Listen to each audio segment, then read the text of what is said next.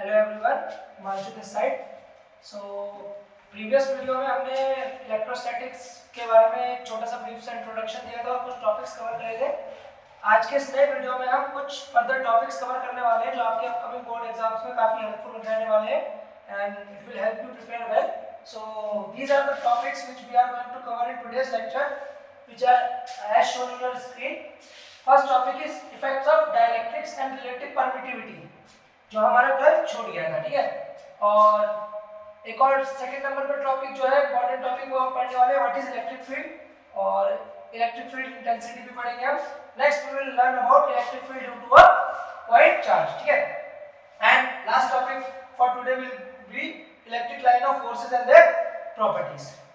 And हम video में further move करें उससे पहले मैं एक करेक्शन करना चाहूंगा कि कल जो हमने वीडियो बनाई थी उसमें बाय मिस्टेक रिलेटिव परमेबिलिटी बोल दिया गया था, तो आप उसे करेक्ट कर लीजिएगा। परमेबिलिटी नहीं परमिटिविटी है। परमेबिलिटी तो आपकी मैग्नेटिक फील्ड वाले चैप्टर में आएगी, ठीक है। तो इसे करेक्ट कर लेना, ये हो जाएगी आपकी परमिटिविटी ऑफ फ्री स्पेस। एक स्लाइड से करेक्शन था और इसकी वैल्यू 8.81 × 10⁻², ठीक है। क्लियर? चलिए फिर आज के वीडियो में फॉरवर्ड करते हैं। तो सबसे पहला जो हमारा टॉपिक आज हम कवर, अच्छा हाँ, उससे पहले कल हमने आपको कुछ क्वेश्चंस भी दिए थे, उनके सॉल्यूशन देना भी बहुत जरूरी है। तो ये कुछ क्वेश्चंस है जो हमने कल आपको दिए थे, इनके सॉल्यूशंस आपको एक एक करके हम करा देते हैं। It will be a quick solution, ठीक है। तो सबसे पहले हम क्वेश्चन नंबर 1 की तरफ अगर चलें तो यहाँ हमसे पूछा गया था to find out the net resultant force और मैग्नीट्यूड पूछा है अभी, ठीक है। तो नेट रिजल्टेंट फोर्स किस पे निकालनी है? +3q चार्ज पे। तो इनकी नेमिंग कर देते हैं हम। इस पॉइंट को A बोल देते हैं, टॉप वाले पॉइंट को B बोल देते हैं और इस वाले पॉइंट को C बोल देते हैं। Now force on C due to A will be KQ 3q by distance का square that is L square, और इसकी डायरेक्शन क्या होगी? ये आउटवर्ड्स, ठीक है। Repulsive force outwards. Now force on C due to B, इसकी वैल्यू होगी K 3q into 2q divided by L square that is K 6q square by L square, और ऊपर वाले की वैल्यू थी K 3q square by L square। Okay, clear? ये -2q वाला जो चार्ज है ये +3q वाले चार्ज को क्या करेगा?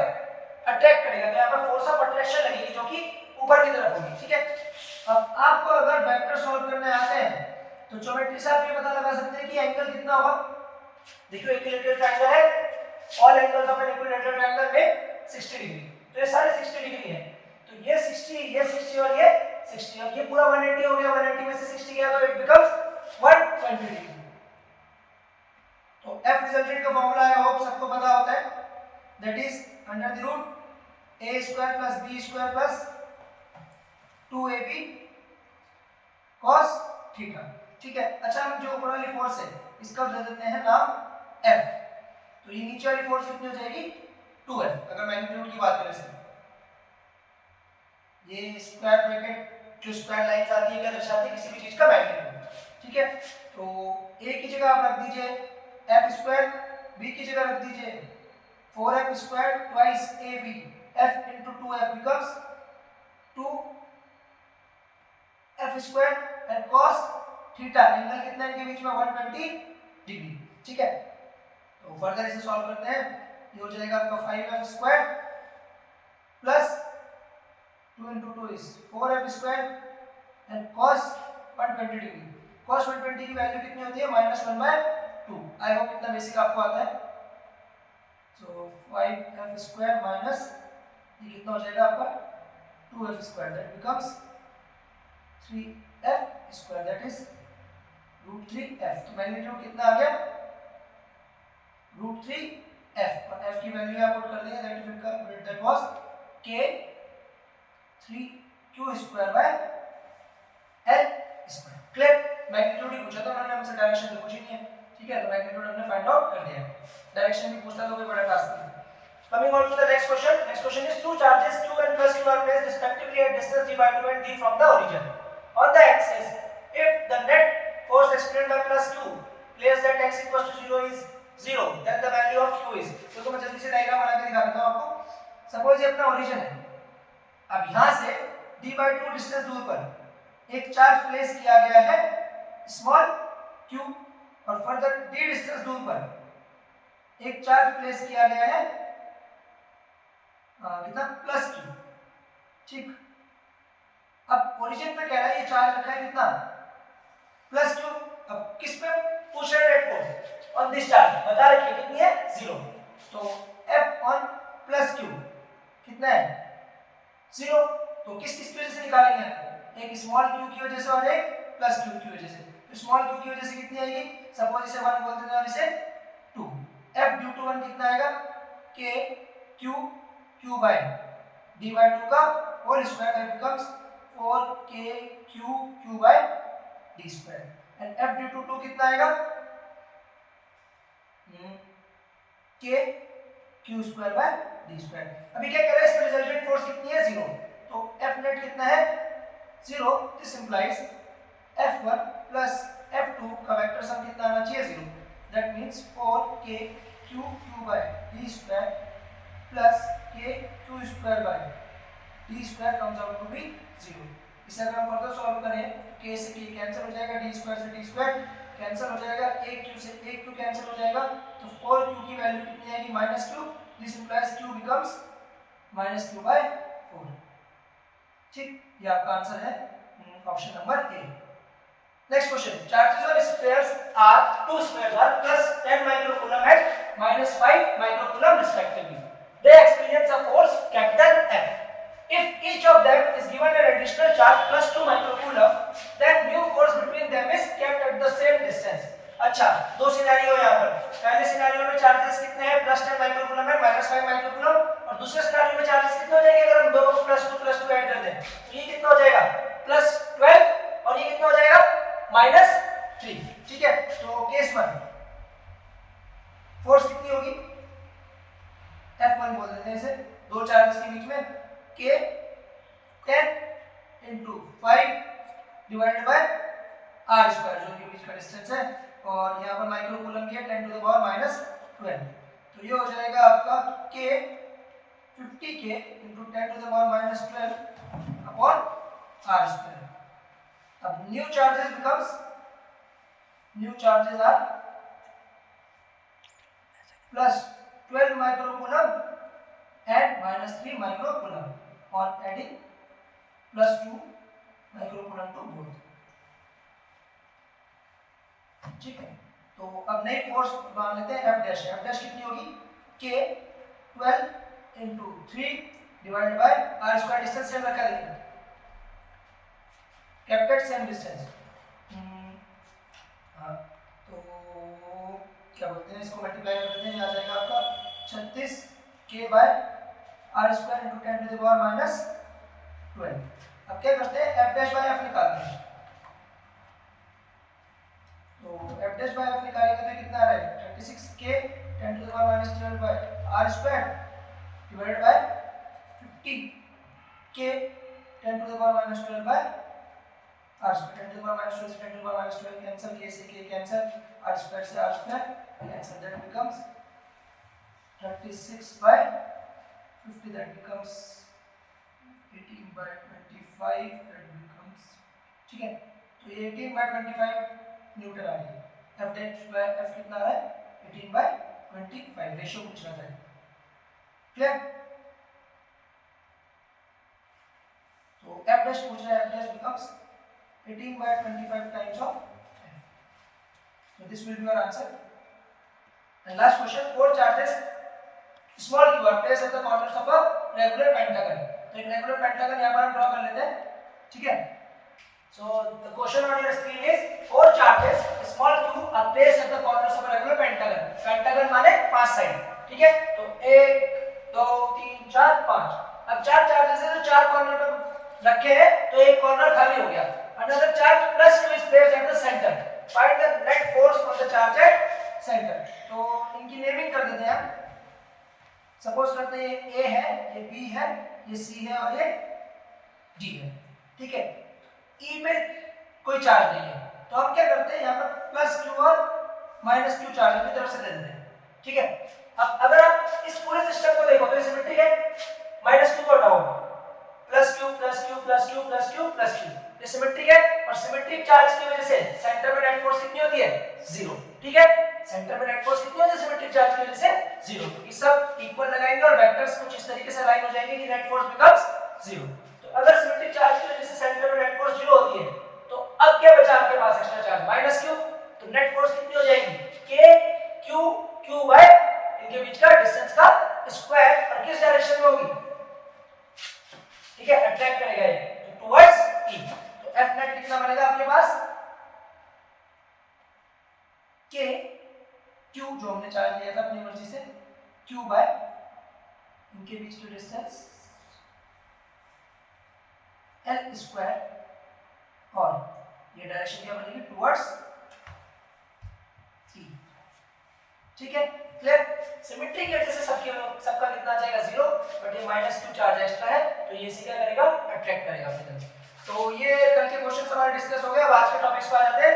सबसे पहला टॉपिक है effect of dielectrics and relative permittivity. कल हमने परमिटिविटी डिस्कस करी थी। हमने बताया था F = 1/4 pi epsilon naught q1 q2 by r², that is your Coulomb's law. Now from here we know that F is inversely proportional to epsilon naught, means permittivity decreases the force of interaction between the two charges. Permittivity decreases the force of attraction slash repulsion, कोई सी भी हो सकती है,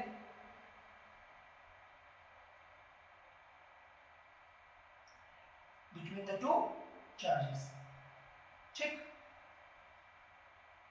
now we have to understand कि permittivity force को decrease करती है। तो मिनिमम परमिटिविटी किसकी होती है? एयर की, that is 8.854 into 10 to the power minus 12। ये मिनिमम है। इसके अलावा किसी भी मीडियम में जाएंगे उसकी परमिटिविटी क्या होगी? Obviously greater than epsilon naught. मतलब the force of interaction is maximum in air, और इसके अलावा किसी भी मीडियम में जाओगे मतलब ऑयल, वाटर, तो परमिटिविटी डेफिनेटली क्या होने वाली है? डिक्रीज। क्लियर? तो अब बात करते हैं relative permittivity. It is nothing but ratio, relative permittivity. क्या है relative permittivity? Ratio of permittivity of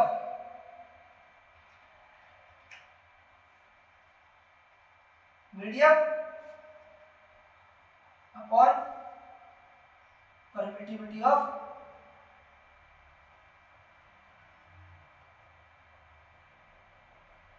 free space. ठीक, तो एप्सिलॉन r इसे k से भी डिनोट किया जाता है, is equal to epsilon m upon epsilon naught. Epsilon r equal to k equal to epsilon m upon epsilon naught. ठीक है, क्लियर? अच्छा, मैं एक और पेज लगेगा, मैं ऐड कर लेता हूं।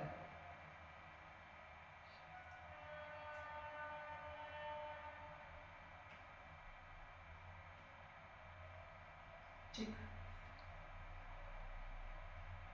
now F in air is 1/4 pi epsilon naught q1 q2 by r², and F in any medium is 1/4 pi epsilon n q1 q2 by r²।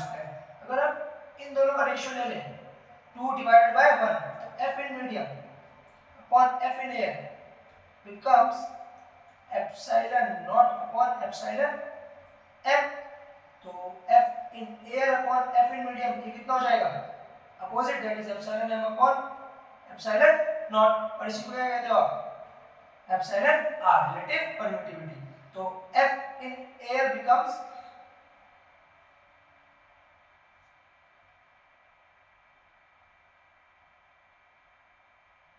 Epsilon r times F in medium। ठीक है, clear? So F in medium कितना हो जाएगा?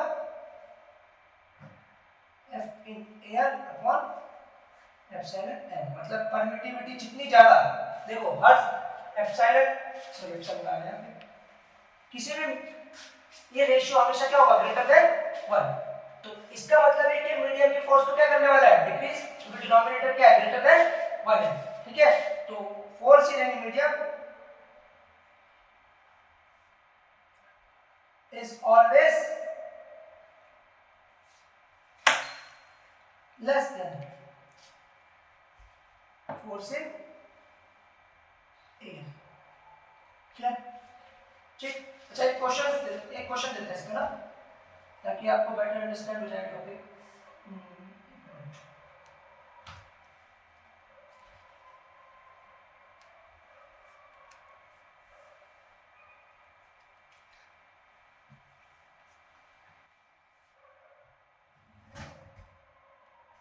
देखो ये question है आपके लिए, होमवर्क के लिए, आप घर से करके लाएंगे। क्लियर? Practice yourself. अब हम नेक्स्ट टॉपिक पे पढ़ने वाले हैं इलेक्ट्रिक फील्ड। तो what is electric field? Which is more fundamental, electric field और इलेक्ट्रिक फोर्स? कौन पहले है, फोर्स है या फील्ड है?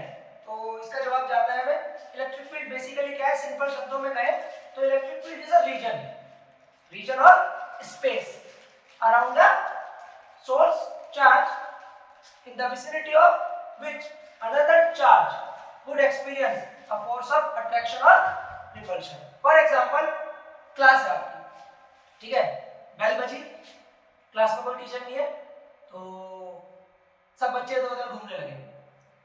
एंड नाउ आपका नेक्स्ट पीरियड स्टार्ट हुआ, teacher comes into your class. तो ये टीचर कैसे बिहेव कर रहा है?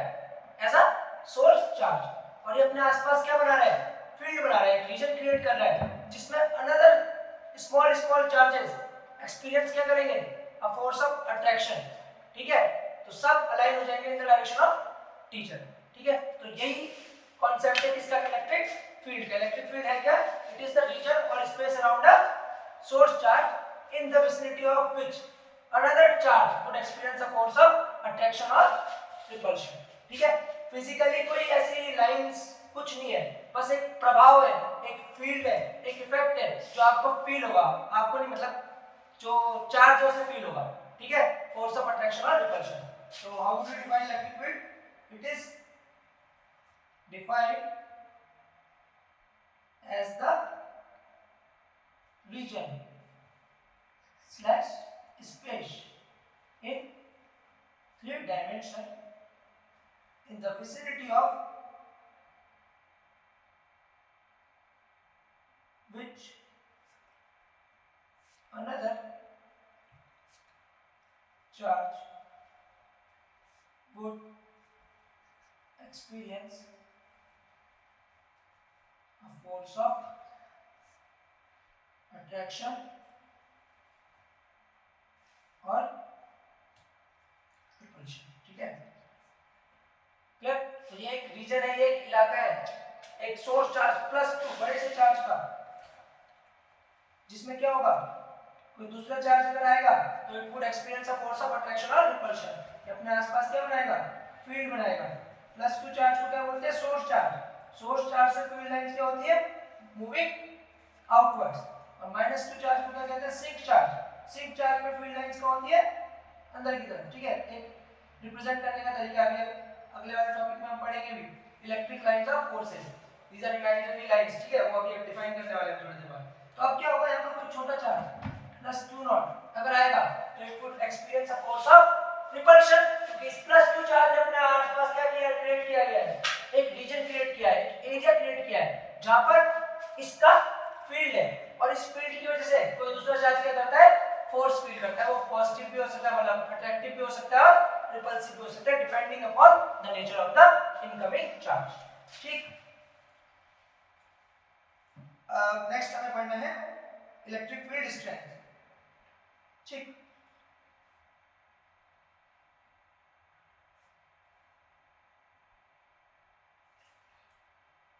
इसे रिप्रेजेंट किया जाता है कैपिटल ई से।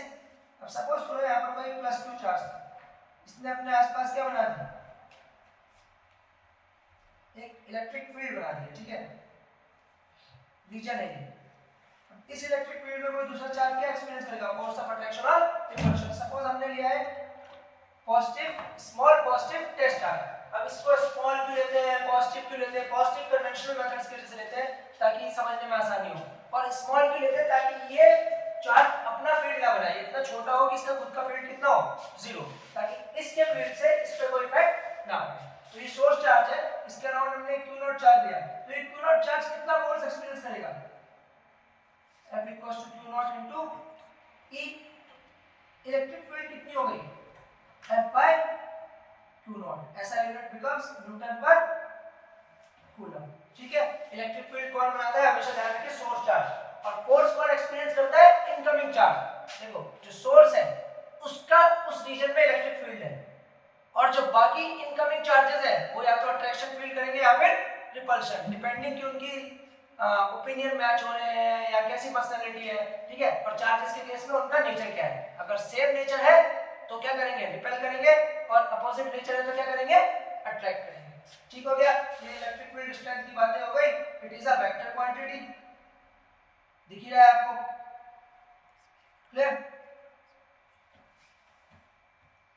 एक पेज और लगेगा, ऐड कर लेते हैं, शो सम क्वेश्चंस। ठीक, it is a vector quantity. ठीक है, जो अपनी नोट लिख लीजिए, electric field also follows the superposition principle, just like हमने सुपरपोजिशन कूलम फोर्स के लिए पढ़ा, वैसे ही सेम सुपरपोजिशन प्रिंसिपल किसके लिए अप्लाई होता है, इलेक्ट्रिक फील्ड के लिए। क्लियर। अब हमारा टास्क है to find out electric field due to a point charge. Point charge बोल सकते हो आप, सोर्स चार्ज बोल सकते हो। ठीक है, अब देखो इसे भी मैं एनालॉजी से समझाना चाहता हूँ। देखो क्लास खाली हुई तो बहुत भीड़ भड़ाका हो रहा था, तो अचानक से क्लास का मॉनिटर उठा और उसने क्लास को कंट्रोल करने की कोशिश करी, तो वो चार्ज तो है जो अपने आसपास फील्ड बना रहा है, जिससे एनवायरनमेंट में क्या है, थोड़ा सा कंट्रोल है, बट उसकी स्ट्रेंथ क्या है, बहुत छोटी है। अब वो चले गया, टीचर आया तो उसकी स्ट्रेंथ क्या है, थोड़ी सी ज्यादा है। मान लो उसी समय पे प्रिंसिपल राउंड पे आ गए, उनकी स्ट्रेंथ क्या है, और ज्यादा है, तो फील्ड का इफेक्ट भी क्या हो जाएगा, और ज्यादा हो जाएगा। जो शैतान से शैतान बच्चा भी क्लास का उठंडी कलेश मचाने वाला, वो भी क्या होगा, टीचर की तरफ या प्रिंसिपल की तरफ बिल्कुल गौर से देखेगा कि क्या कह रहे हैं। ठीक है, ताकि उसके ऊपर कोई बात ना आए, समझ रहे हो। तो सेम इलेक्ट्रिक फील्ड के साथ भी होता है, जितना बड़ा चार्ज होगा, मतलब चार्ज की स्ट्रेंथ जितनी ज्यादा होगी, फील्ड की स्ट्रेंथ भी क्या होगी, उतनी ज्यादा होगी। और दूसरा एग्जांपल क्या है, जब टीचर को पढ़ा रहा होता है, सेमिनार हॉल में है, तो आगे के बच्चे देखा होगा आपने, बिल्कुल ध्यान से देख रहे होते हैं, क्यों, क्योंकि उन पे फील्ड का इफेक्ट क्या होता है, ज्यादा होता है। और जैसे जैसे पीछे पीछे पीछे बेंचेस बढ़ती रहती है, फील्ड का इफेक्ट क्या होता रहता है, कम होता रहता है, और वो बच्चे ध्यान नहीं देते उतना। ठीक है, तो इसका मतलब है कि जैसे जैसे डिस्टेंस इंक्रीज होता है, वैसे वैसे फील्ड भी क्या होती रहती है, डिक्रीज। तो इस सब बातों को हम यहाँ पर देखिए किसी एक डायरेक्शन से प्रूव करने वाले हैं। तो हमने लिया है प्लस क्यू चार्ज। ठीक है, अब इससे कुछ आर डिस्टेंस तो एक पॉइंट पी लिया और यहाँ पर चार्ज रखा प्लस क्यू नॉट, इसे बोलते हैं टेस्ट चार्ज। टेस्ट चार्ज कैसा है आपका, स्मॉल एंड पॉजिटिव। रीजन मैंने आपको बताया स्मॉल एंड पॉजिटिव क्यों लिया।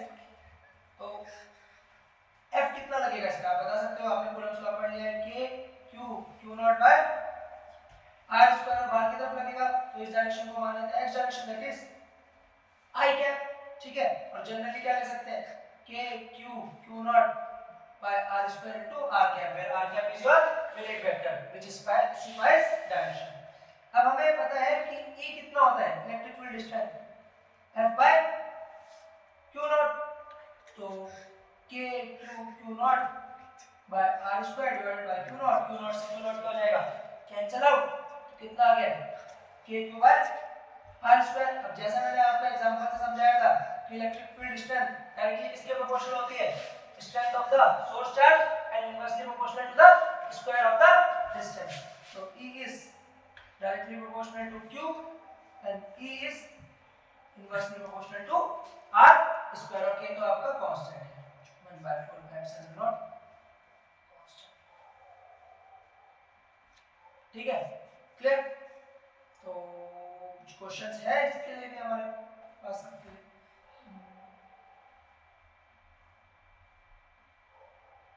क्वेश्चन है एक इसे आप लोग ट्राई करेंगे और कल मुझे आंसर बताएंगे, ठीक है? क्लियर? नेक्स्ट टॉपिक जो हम आ जाते हैं वो है electric lines of forces and their properties. अब देखो इलेक्ट्रिक फील्ड एक स्पेस है, रीजन है। अब यहाँ पर इसे बेटर अंडरस्टैंड करने के लिए कोई भी बच्चा है, कोई भी चाइल्ड है, कोई भी इंसान है, human being in general, tendency होती है ह्यूमन बीइंग की क्या, कि वो पिक्चर से पिक्टोरियली चीजों को बेटर डिपिक्ट कर पाता है, बेटर अंडरस्टैंड कर पाता है। जो पिक्चर से, वीडियो से, मूवीज से सीखने की हमारी कैपेबिलिटी है वो जनरली ज्यादा रहती है in comparison to reading and writing. तो सिमिलरली साइंटिस्ट ने भी सोचा कि एक हल निकालते हैं कि लोगों को इलेक्ट्रिक फील्ड का कॉन्सेप्ट बेटर एक्सप्लेन किया जाए। तो उन्होंने इमेजिनरी पैटर्न बनाने की कोशिश करी जिनको कहते हैं इलेक्ट्रिक फील्ड लाइंस, जो कि इलेक्ट्रिक फील्ड की प्रॉपर्टी बेटर एक्सप्लेन कर पाएंगे। तो जैसा कि मैंने डिफाइन किया what are electric field lines, these are the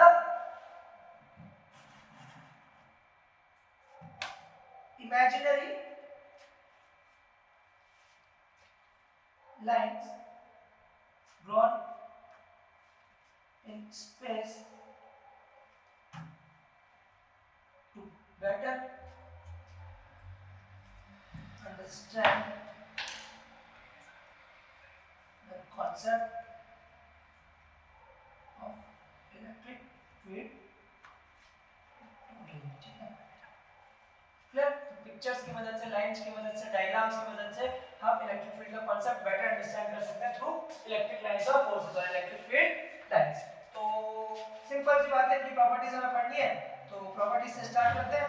सबसे पहली प्रॉपर्टीज है they originate from positive charge and terminate on negative charge. तो पॉजिटिव चार्ज से ओरिजिनेट करवाते हैं, मतलब ये सोर्स चार्ज हो गया जैसा कि मैंने अभी पहले भी बताया था, और नेगेटिव चार्ज में क्या करवाते हैं इसे टर्मिनेट, मतलब नेगेटिव चार्ज कैसे बिहेव करेगा एज अ सिंक चार्ज, ठीक।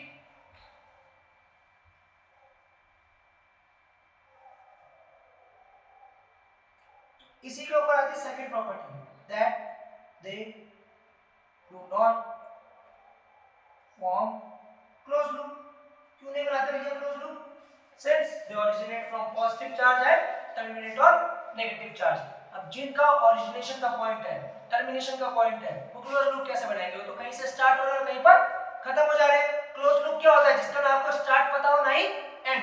तो they are discontinuous in nature, or it can be said that they are discontinuous in nature.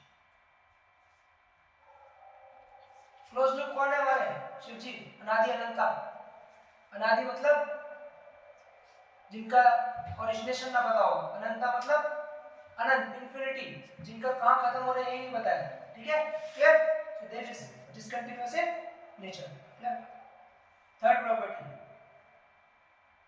tangent drawn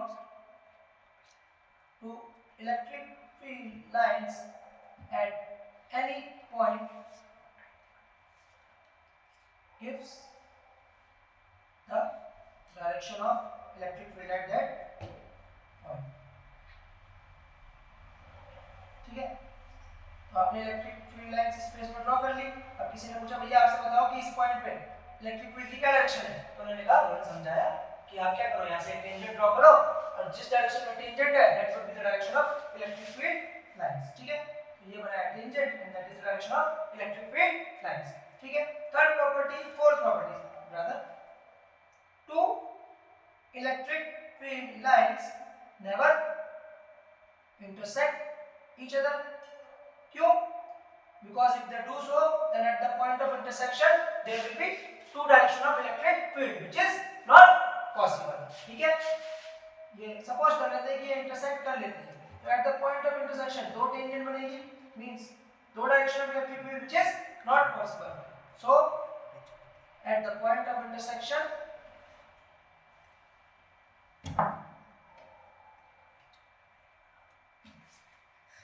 there will be two directions of electric field, which is not possible. Coming on to the fifth property. Fifth property क्या होती है, जितनी ज्यादा charge की strength है उतनी ज्यादा number of field lines उसमें से आएंगी। अभी कॉन्सेप्ट रिलेटिव है, मान लो किसी चार्ज से +2 चार्ज से 2 फील्ड लाइंस आ गई, तो आपसे कोई पूछे कि +2 के चार्ज से कितनी फील्ड लाइंस आएंगी, सोच के क्या बोलोगे आप, 4। अगर Q से 2 आ रही है तो उसके स्ट्रेंथ डबल करने पे फील्ड लाइंस भी क्या हो जाएंगी, डबल, तो 4 आएंगी। ठीक है, तो इसका मतलब क्या है, number of field lines is directly proportional to the strength of the charge, more the strength more the number of field lines। Pictorial तरीका है भैया डिपेंड करने का। 6 डेंसिटी, जहां पर एक फील्ड लाइन ज्यादा घनी होगी, ज्यादा डेंस होगी, वहां पर इलेक्ट्रिक फील्ड की स्ट्रेंथ भी क्या होगी, ज्यादा, और जहां पर दूर दूर होगी, फैली हुई होगी, वहां पर इलेक्ट्रिक फील्ड की स्ट्रेंथ भी क्या होगी, कम। एक डायग्राम से समझाता हूं, पहले लिख देते हैं, रिलेटिव डेंसिटी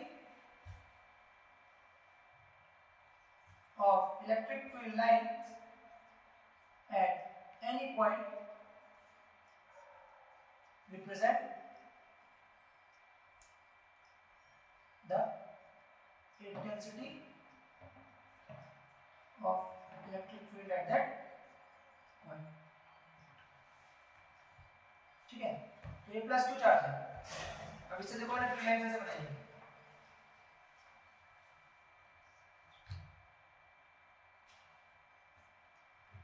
मैंने कहा था कि पॉइंट चार्ज की वजह से, आपको भी पता हो गया होगा अब तक, तो पॉइंट चार्ज की वजह से जो इलेक्ट्रिक फील्ड स्ट्रेंथ होती है वो directly proportional to the strength of the charge and inversely proportional to the square of the distance.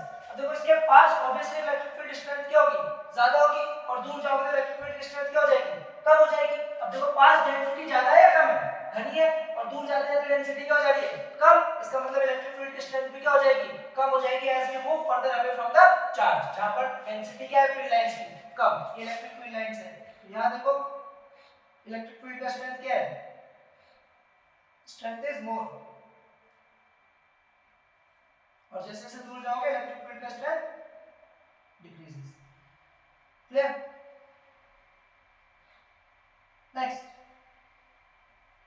इसी से आता है कि अगर आपको कहीं पर शो करना हो इस रीजन में इलेक्ट्रिक फील्ड कैसी है, कांस्टेंट है या फिर यूनिफॉर्म है, तो कैसे शो करोगे आप लोगे parallel equidistant electric field lines, जो कि क्या रिप्रेजेंट करेंगी, uniform electric field. So parallel equispaced electric field lines represents uniform electric field, just like this।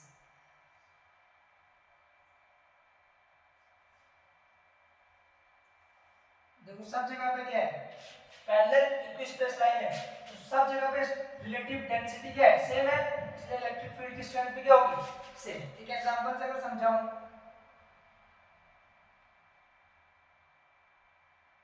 अब आपसे पूछे कि रीजन ए, रीजन बी और रीजन सी में किस जगह पे इलेक्ट्रिक फील्ड की स्ट्रेंथ ज्यादा होगी, तो आपको भी यहाँ पे डेंसिटी ज्यादा है तो इलेक्ट्रिक फील्ड की स्ट्रेंथ भी क्या होगी, ज्यादा होगी।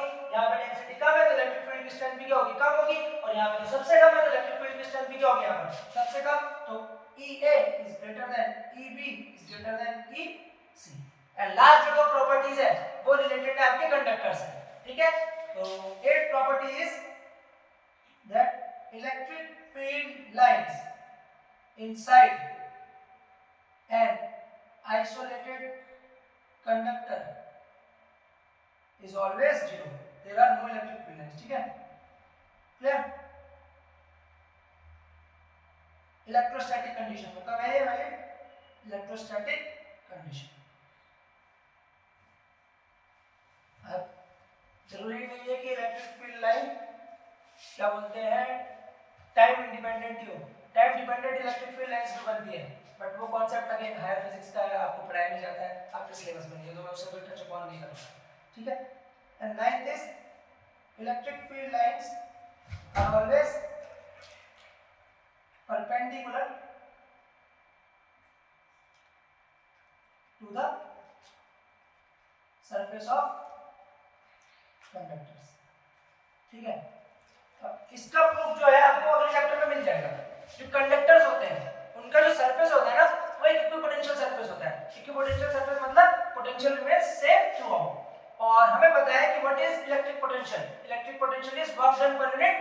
चार्ज, तो वर्क डन होता है F डॉट dr।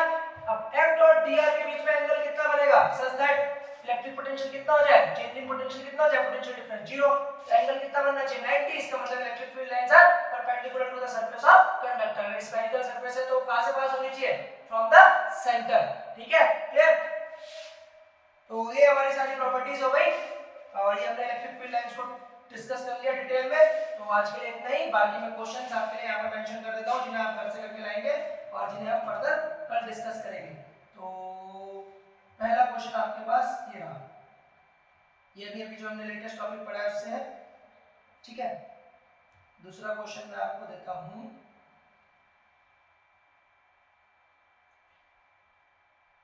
ये वाला।